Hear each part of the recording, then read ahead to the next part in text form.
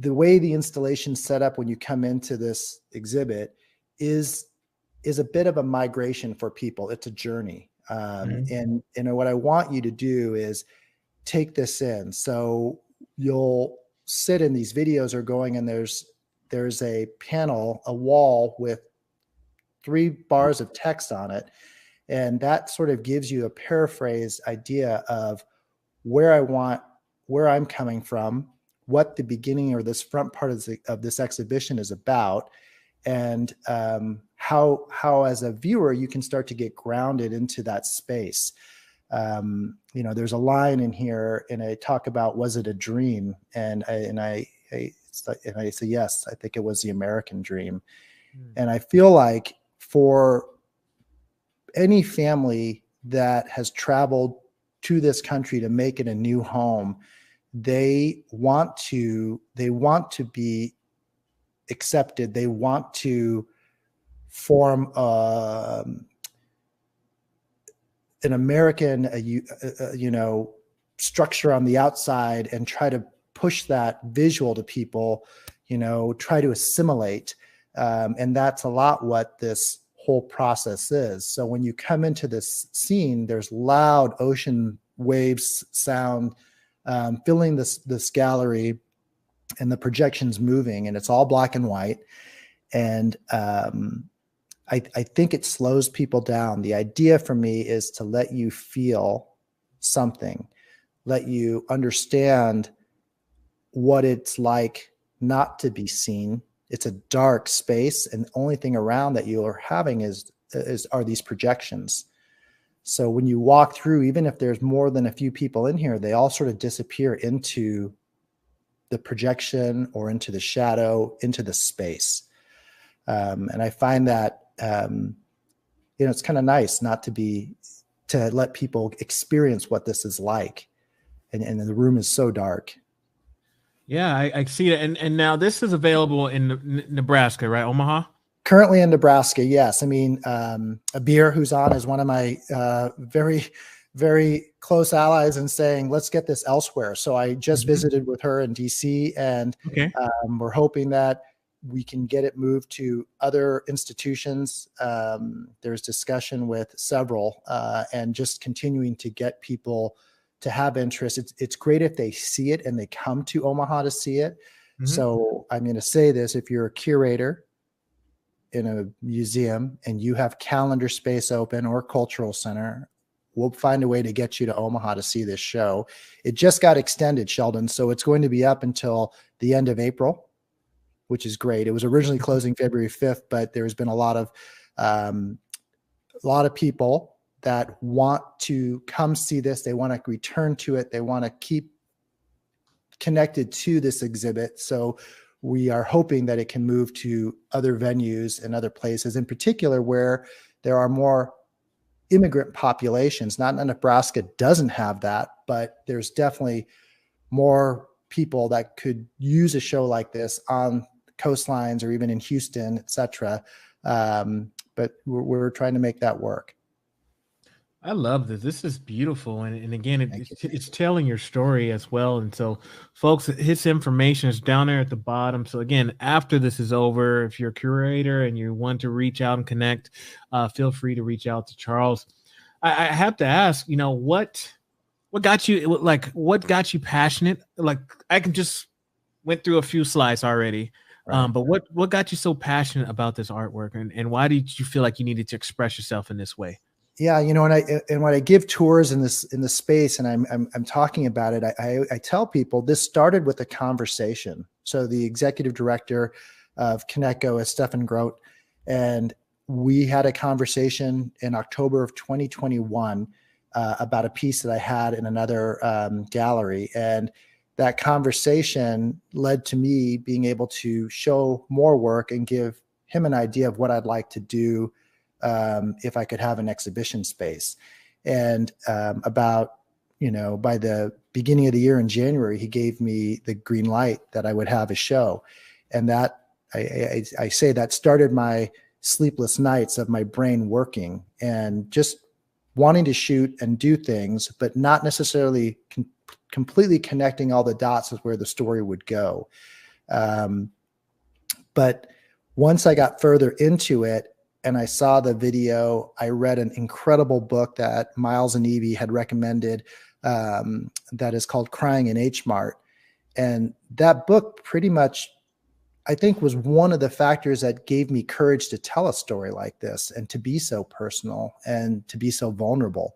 And it's about a Korean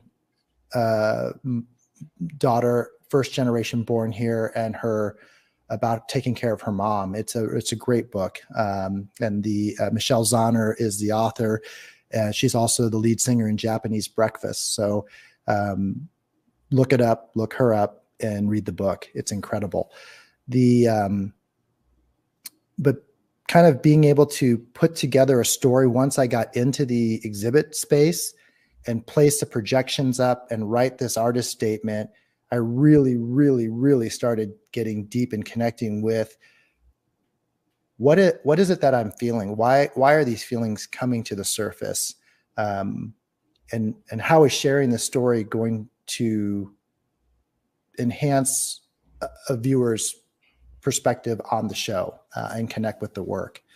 So I'll tell you, when you keep showing the images, you start seeing that feeling, because you go through a video and you can sit in that for hours. It is mesmerizing. I'll bring you to Omaha. You got to come see it. When a beer's here, we'll have you come back and maybe we'll do something together. But the sound is filling the whole space. So you have to imagine, Sheldon, you're hearing water and ocean the whole time over you through the video. And then you walk through, there are 7 panels of images. 2 of the 7 are diptychs, so like you'll see on the right here, that's a piece that's would be moved together. It's a vertical image. All of the images are named after rivers in Thailand. So even though this whole show that I shot is done in Cardiff by the Sea, California, so North San Diego County is where I shot everything, I wanted to name all the pieces after rivers in Thailand. I wanted that transformative, connected process that, for me, that would help bond the work to the story. So the rivers in Thailand, what do? They provide transportation, livelihood, and food to the Thai people. So they're very important. This slide that you're on is kind of what we talked about. Mm-hmm. It's about my parents and the name change. And I mean, even my own family recognizing the story and thinking about it. And as my friends have told me, people could say Beethoven, they could say Tchaikovsky, but why couldn't they say Komatang? How hard was that? Mm-hmm. And it's like a line from a beer when she was touring it with me and going through it. And it's something that, I think it was the reason I didn't push it away. And is because I just knew my parents wanted us to assimilate. They wanted us to be part of that. So much so that, I've had to apologize to my own mother to say, hey, I'm sorry. I'm sorry I was embarrassed about your accent. I'm sorry that, I was embarrassed about the smells from our kitchen being so different. And I'm sorry I just couldn't recognize who we were and appreciate and totally embrace that part.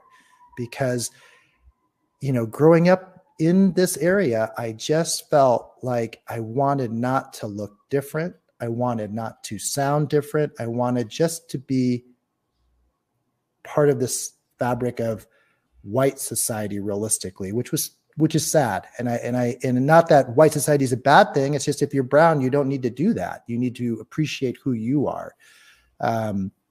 So a lot of people connect with this, whether you're an immigrant, whether you're, in the LGBTQ community, whether you're just a wallflower, just unseen, just not noticed. That's what this story is for. And that's what this exhibit is made for. And there's, and it's heavy. When you get to this part, I'm going to tell you, most people, they don't know how they are absorbing what their own families may have gone through. They're absorbing what maybe they have even done, or how they have reacted and how they've treated people, or just how they've been treated and how they're not viewed as the norm in society. So you get this wall, and then there's 3 20 gauge steel panels that you'll see that are like this rusted steel that are on this, maybe on one of these slides. We ask a question on the wall: what makes you feel seen? So these are heated panels, and the instructions for it for people would be: approach the wall, put your hands in the center, and close your eyes. And ask that question: what makes you feel seen? So something about these panels, they're steel, they're rusted looking. You don't expect this. They're heated, they're warm. I have a small filament behind them that's warming these panels to 90 plus degrees. So when people are putting their hands on something, they are first taken aback. They didn't realize it was going to be like this. Just like I tell people, just like people you don't recognize or you don't know, you have a natural instinct or a way you think they're going to be. Like you think steel will be cold, so I'm warming it. I'm giving you something that's you're not used to, and I'm telling you to now exhale, close your eyes, and think, what makes you feel seen? And when that answer comes to you, in the instructions it says, say it to yourself. Say it out loud, write it on the wall. Wow.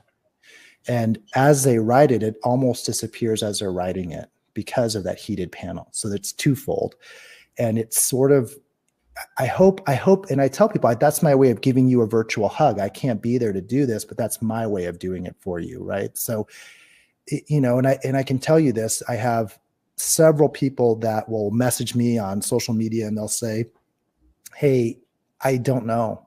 Or one person recently said, I finally figured it out. I've been to your exhibit 5 times and I did not know what to write. I stand there with my hands on the wall. I don't know what to write.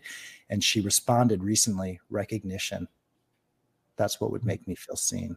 And I'll tell you, it's heavy, but I love this. I love the story that I get from people. I'm journaling all the time about it. So it's amazing what people will share.